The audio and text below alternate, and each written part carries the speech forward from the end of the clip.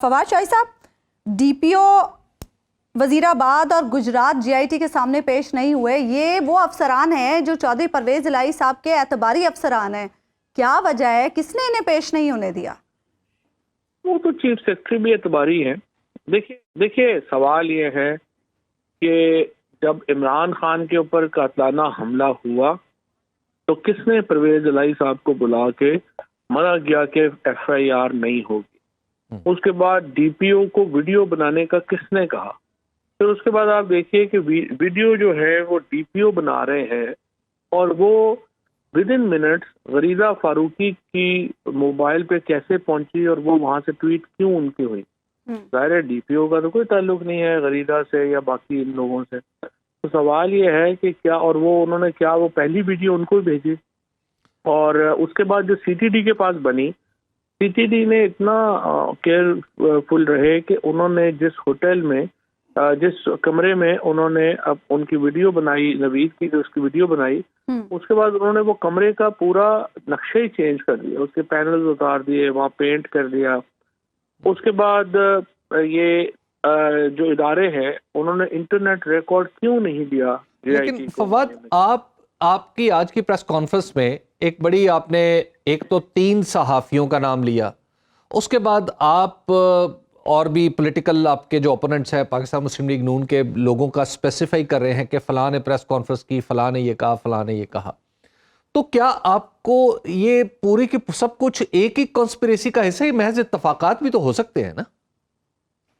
इतने ज्यादा इत्तफाकात जो हैं वो इकट्ठे हो जाएं तो फिर तो अजीब बात है। क्योंकि आप देखिए ना, एक बड़ी, ये तो एक तस्बीह के दानों की तरह एक दूसरे से मिले हुए इवेंट्स हैं। ये जो सारे इवेंट्स हैं ये स्कैटर्ड है ही नहीं, ये बिल्कुल एक से के बाद दूसरा, दूसरे के बाद तीसरा, उस तरह से हुआ है जिस तरह से मैंने पूरी जो आपने अगर सुना हो तो जो मैंने पूरी टाइमलाइन आपके सामने रखी है उससे बड़ा क्लियर है, उससे बड़ा वाज़ेह है कि किस तरह से हमने ये इवेंट्स जो हैं वो हुए हैं और किस तरह से एक के बाद दूसरा इवेंट जो है वो हुआ। अच्छा, ये बताइए कि आपकी हुकूमत है पंजाब में और पंजाब के अंदर ही वो तहकीकात हुई हैं, इस तरह की तहकीकात हुई हैं जो आपके मौक़िफ़ को सपोर्ट करती रही हैं। आपका पॉलिटिकल मौक़िफ़ भी रहा है। इमरान खान साहब भी खुद के बारे में ये कहते रहे हैं कि उन्हें किसी मजहबी जुनूनी का निशाना बनाया जाएगा, इस तरह की साजिश हो रही है। अब वो ज़ाहिर है अब तो चीज़ें किसी और एंगल से देखी जाएंगी, लेकिन इस तफ्तीश के साफ और शफाफ होने में भी तो सवाल हो सकता है, कलाम हो सकता है। हो सकता है, लेकिन उसके लिए फिर जरूरी है ना कि देखिए ज्यादातर चीजें होती हैं जहाँ पे कोई आप समझिए ओरल एविडेंस हो, जहाँ पे कोई विटनेसेस हों, जहाँ पे चीजें हों। ये तो जो सारी चीजें उन्होंने जीआईटी ने सामने रखी हैं ये तो साइंटिफिक हैं।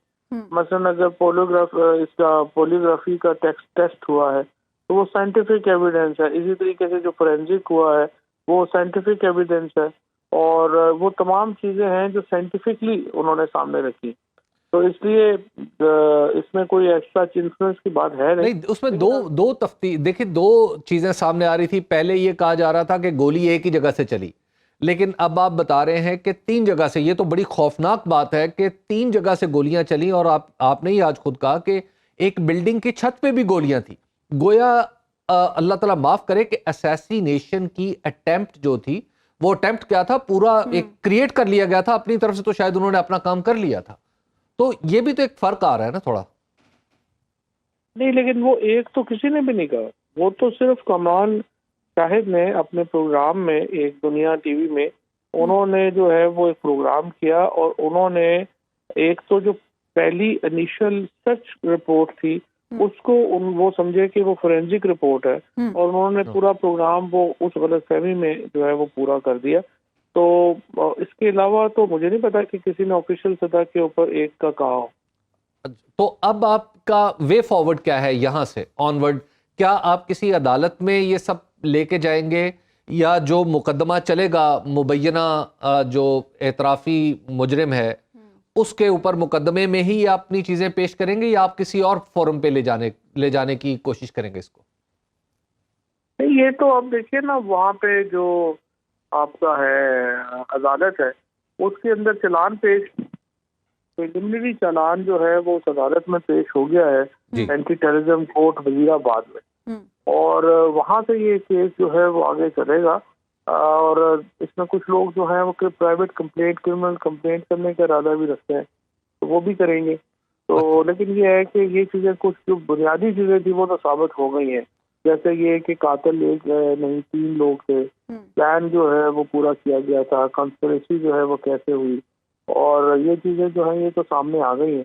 اب اس کے اندر جو کنکلوژن ہے وہ بھی 10-15 دنوں میں. اچھا فواد چودھری صاحب، ایک آپ سے اور سوال ہے، اب ذرا تھوڑا سا اس سے ہٹ کے، پنجاب میں اعتماد کے ووٹ کا مرحلہ درپیش ہے آپ کو، تو آپ یہ بتائیے کہ کیا آپ کی پارٹی کے لوگ انٹیکٹ ہیں؟ کیونکہ کچھ لوگوں کے نام، جیسے آج یعنی کل ہماری پروگرام میں خاتون نے تو کہہ دیا کہ وہ نہیں آ رہی، تو کیا مزید کچھ لوگ بھی ٹوٹ رہے ہیں؟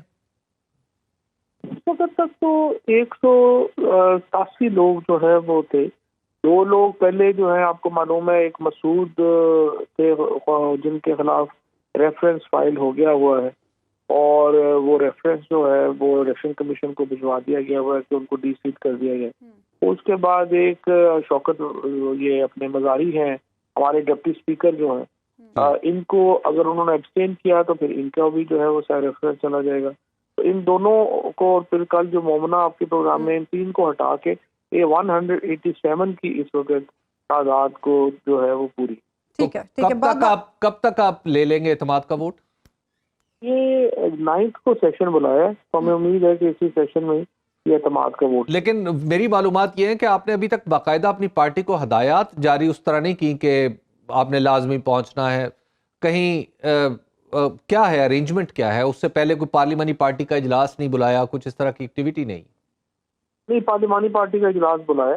پارلیمانی پارٹی میں ایکچولی جو ریزولوشن ہے پارلیمانی پارٹی کی وہ تو پچھلی دفعہ ہی ہو چکی ہے. اب انشاءاللہ یہ اجلاس جو ہے یہ ابھی کل پرسوں جو ہے وہ اجلاس کی ڈیٹ آ جائے گی، اور سارے ایم پی ایز کو کہہ دیا گیا ہے، باہر سے بھی ایم پی ایز جو گئے ہوئے تھے ان کو بھی بلا لیا، تو اکارڈنگلی انشاءاللہ تعالیٰ اس کے. ٹھیک ہے، بہت بہت شکریہ فواد چودھری صاحب، آپ ہمارے ساتھ موجود تھے.